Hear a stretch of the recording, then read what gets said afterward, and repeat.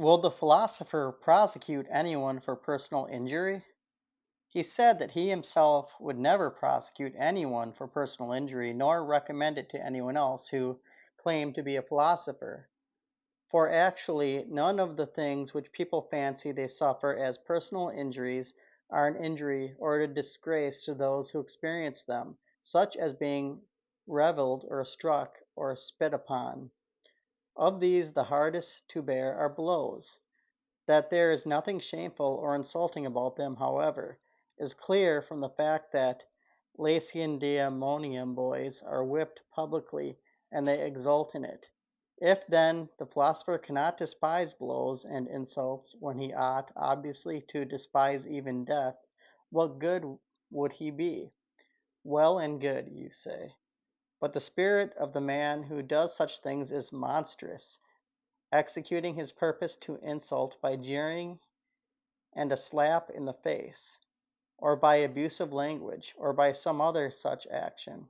You know, of course, that Demosthenes holds that people can insult even by a glance, and that such things are intolerable, and that men in one way or another are driven mad by them. So it is that men who do not know what is really good and what is shameful, having regard only for common opinion, think they are insulted if someone gives them a malignant glance, or laughs or strikes them, or reviles them. But the wise and sensible man, such as the philosopher ought to be, is not disturbed by any of these things. He does not think that disgrace lies in enduring them, but rather in doing them. For what does the man who submits to insult do that is wrong? It is the doer of wrong who forthwith puts himself to shame, while the sufferer who does nothing but submit has no reason whatever to feel shame or disgrace. Therefore the sensible man would not go to law nor bring indictment, since he would not even consider that he had been insulted. Besides, to be annoyed or racked about such things would be petty. Rather he will easily and silently bear what has happened, since this befits one whose purpose is to be noble-minded.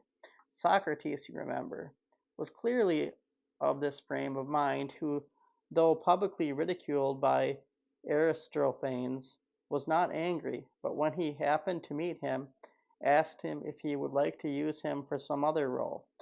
Can't you imagine how quickly he would have flared up in anger at some petty abuse? This man who showed no concern even when abused in the public theater? And the good Phocion, when his wife had been reviled by someone, so far from prosecuting the fellow when he came in fear and asked forgiveness of Phocion, saying that he did not know it was his wife whom he had offended, merely replied, "But my wife has suffered nothing at your hands, though perhaps some other woman has, so you have no need to apologize to me." And I might mention many other men who have experienced insult, some wronged by word, others by violence and bodily harm, who do not appear to have defended their rights against their assailants, nor to have proceeded against them in any other way, but very meekly bore their wrong. And in this they were quite right, for to scheme how to bite back the biter and to return evil for evil is the act not of a human being, but of a wild beast, which is incapable of reasoning that the majority of wrongs are done to men through ignorance and misunderstanding, from which man will cease as soon as he has been taught. But to accept injury, not in a spirit of savage resentment, and to show ourselves not implacable toward those who wrong us, but rather to be a source of good hope to them, is characteristic of a benevolent and civilized way of life. How much better a figure does the philosopher make so conducting himself as to deem worthy of forgiveness anyone who wrongs him than to behave as if ready to defend himself with legal procedure and indictments, while in reality he is behaving in an unseemly manner and acting quite contrary to his own teaching. To be sure, he says that a good man can never be wronged by a bad man, but nevertheless he draws up an indictment as having been wronged by bad men, while claiming to be accounted a good man himself.